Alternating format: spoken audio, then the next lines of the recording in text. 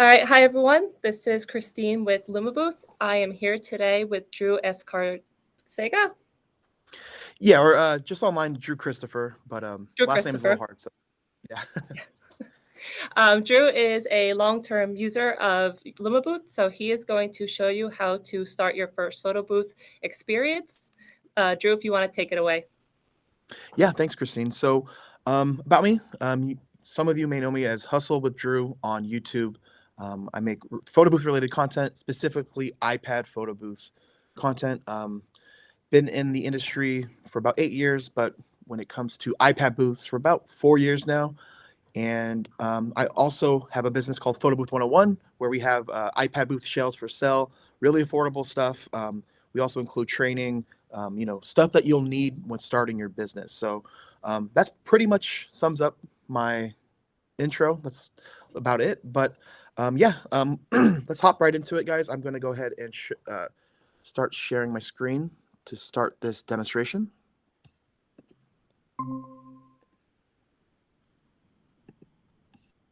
Okay. All right, so I'm going to go ahead and launch LumaBooth. And this is the screen you'll see when you launch the app. So we're going to basically show you guys how to set up your first photo event. You're going to want to create the event. As you can see, my count, these are just past events. So to start your event, to create it, you're going to click to the bottom left where it says New Event. And this is what you'll see next. And this is really important. This is what you're going to name your event. That's how you'll identify the event when you're ready to launch the app. So you're going to click here. So we're going to just make up a pretend event. Let's just assume it's a wedding.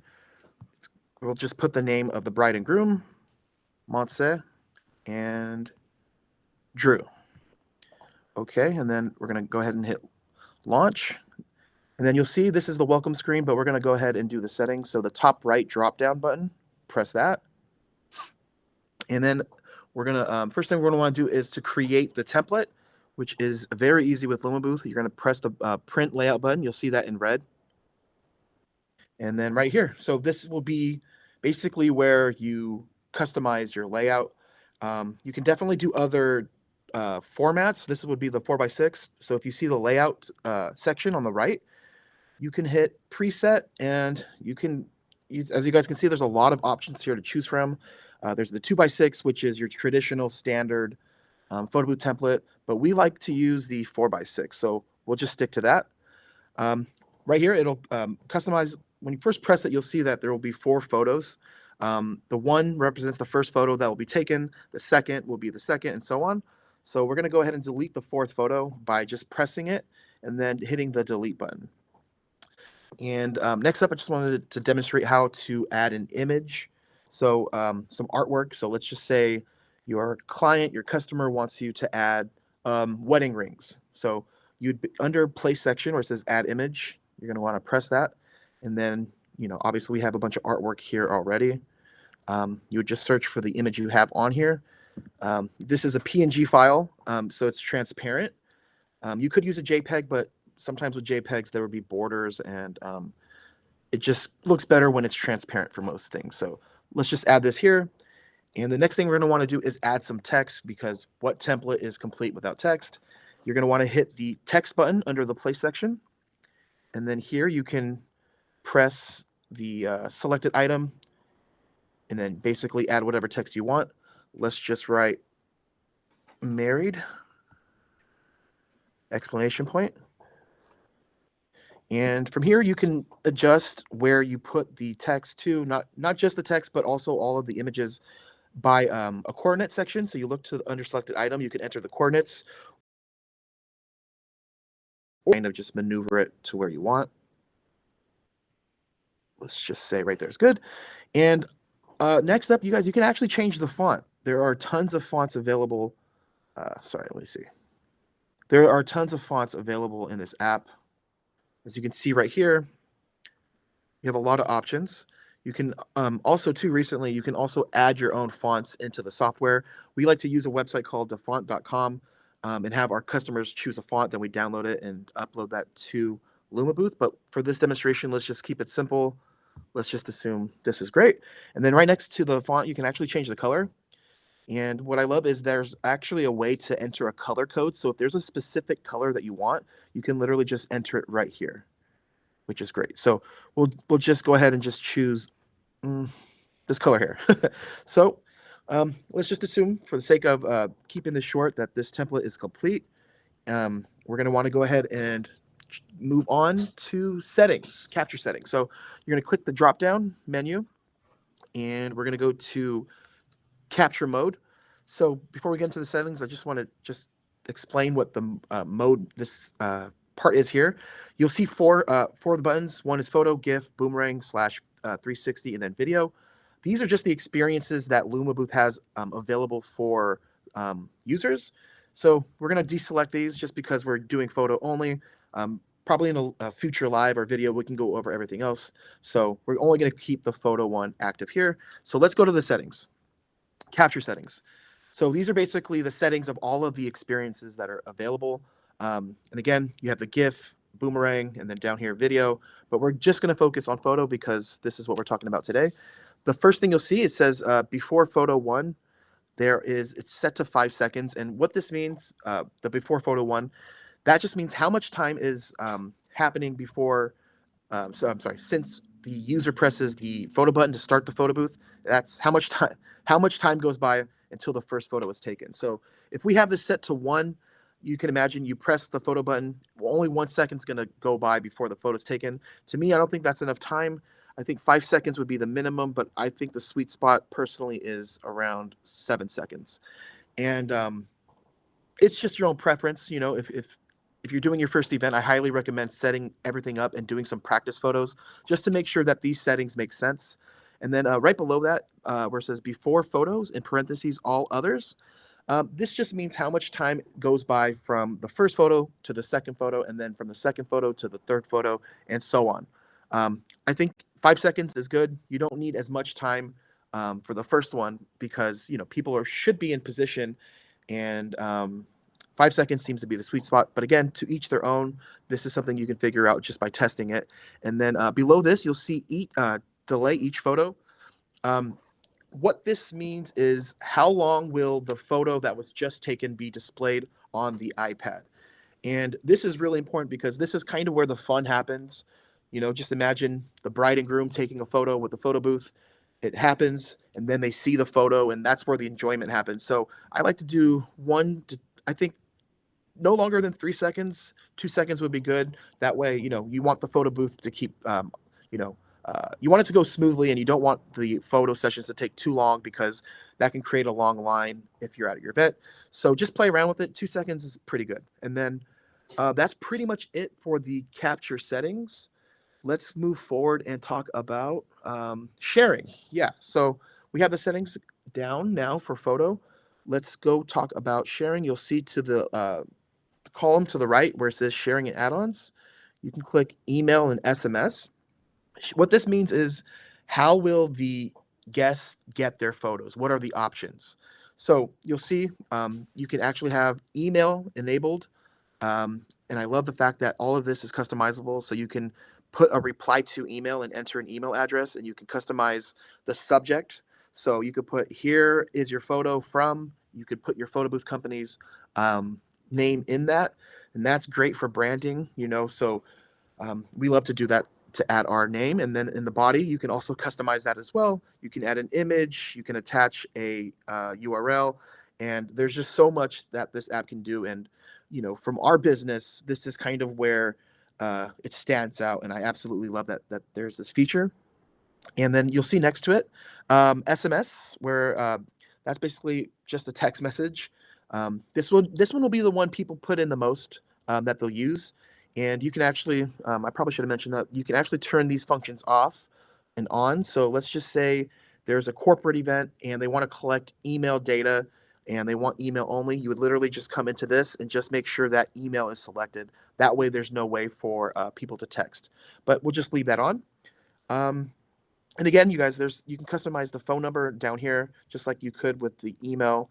And SMS is really it's been a game changer. We absolutely love the fact that users our customers can text their photos. You'll see below it says Instagram. I personally like to leave this off. I like to keep it simple with just email and SMS. And then let's move on to the next thing I wanted to talk about, sharing settings. Okay, so this here, these are other ways that guests can get their photos. We like to keep AirDrop off, Twitter off, um, and then it can also, you'll see right here it says other ways to share, cloud sharing, and QR code. We leave these on. So the three options, it's not just email and SMS. You keep these settings on. It will also generate a QR code, which my customers absolutely lose their mind when they see this function. Nowadays everyone does operates their business with QR codes. If you go into a restaurant, if you want to access a menu, nine out of 10 times now you use a QR code. So this is actually a great function to have because let's just say there's a group of 6 to 8 people in a photo. Instead of everyone putting their email address in or typing in their number, if you just wait, 5 to 10 seconds, depending on your internet connection, a QR code will pop up and everyone can scan it that way. So I love that LumaBooth has this option as well. And I think that is pretty much it. These are just the basics. Um, let me see if I'm missing anything here. Yeah, so I think these are the basics. Before I sign up, let's just talk about the sharing screen.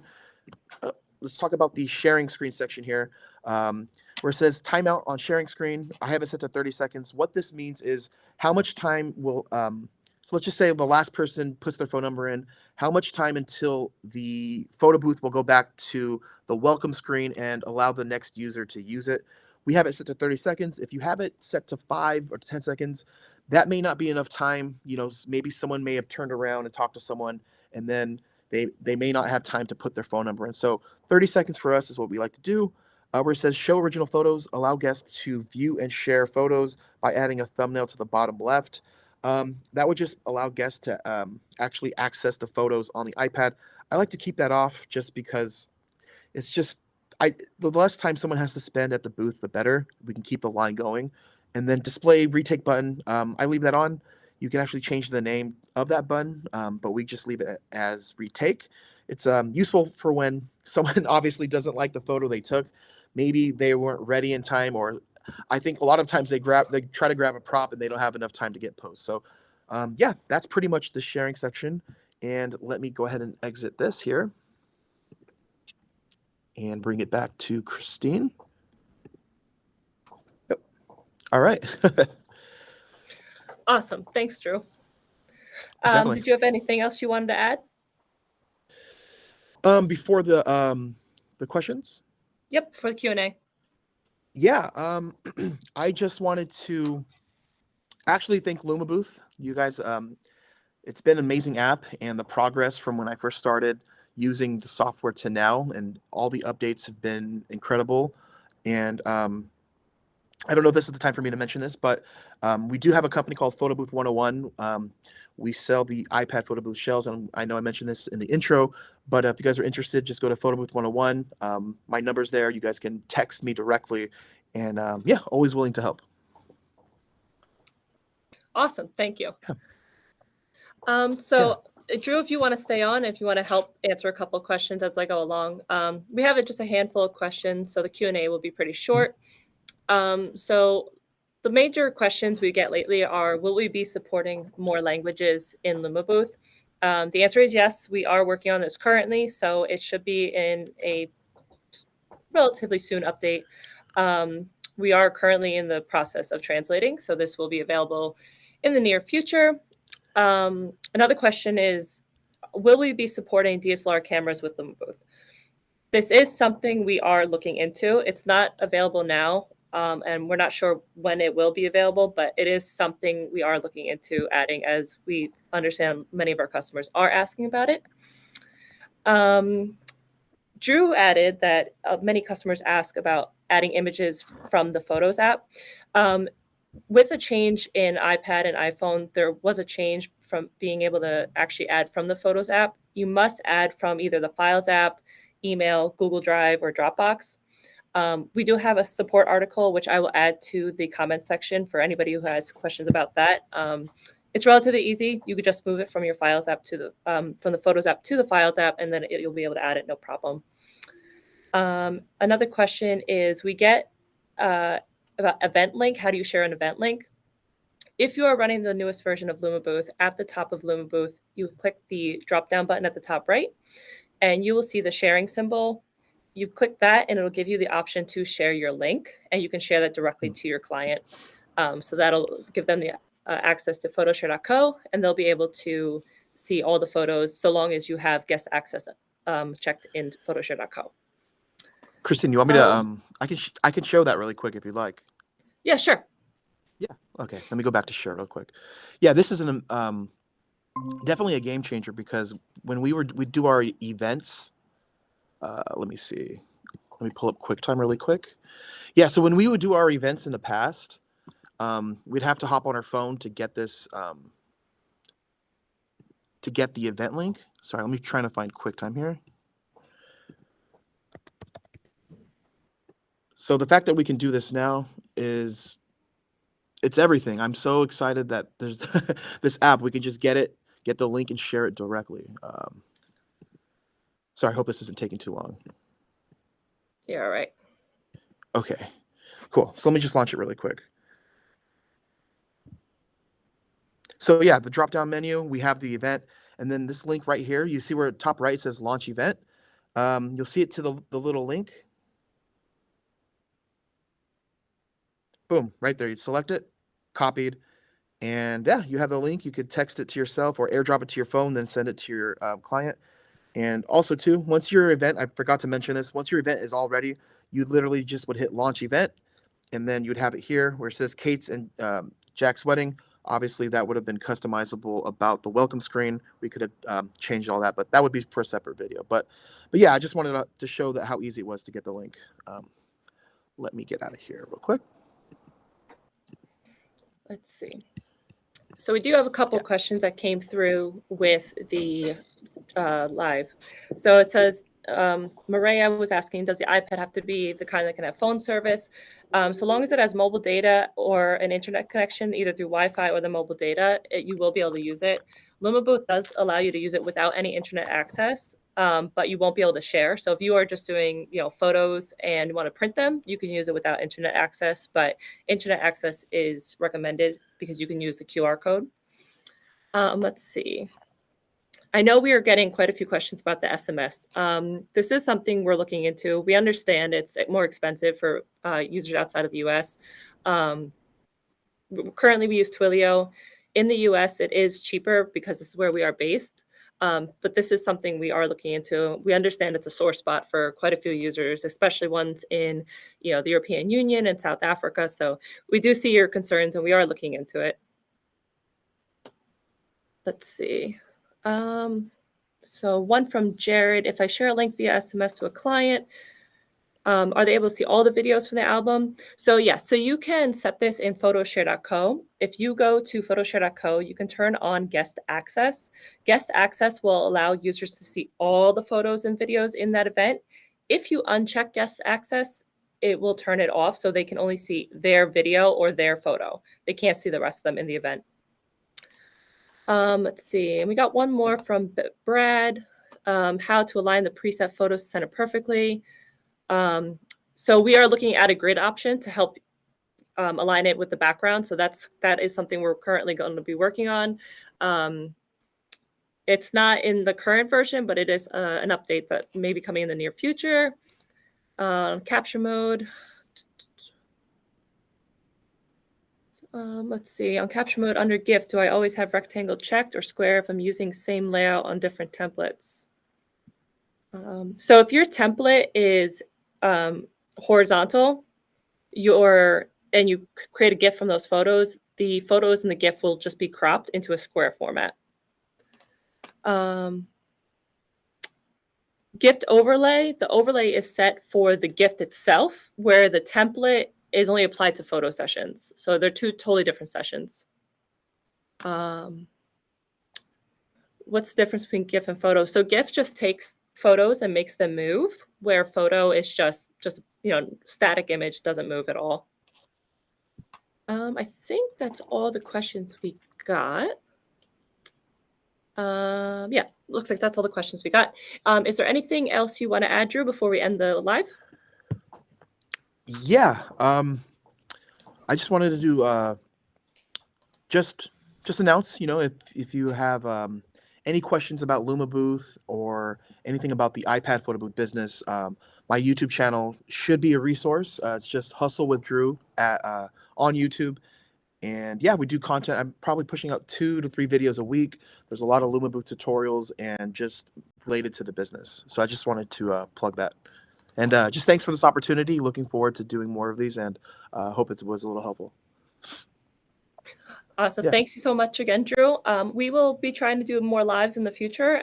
We'll be setting up some different options about how to do video booths and gift booths and 360. So if you guys have any questions or you guys want to see a certain video, just leave us a comment and we'll get to them in the future. All right. Thanks again, Drew. And thanks so much, everyone, for watching. And we'll tune in again soon.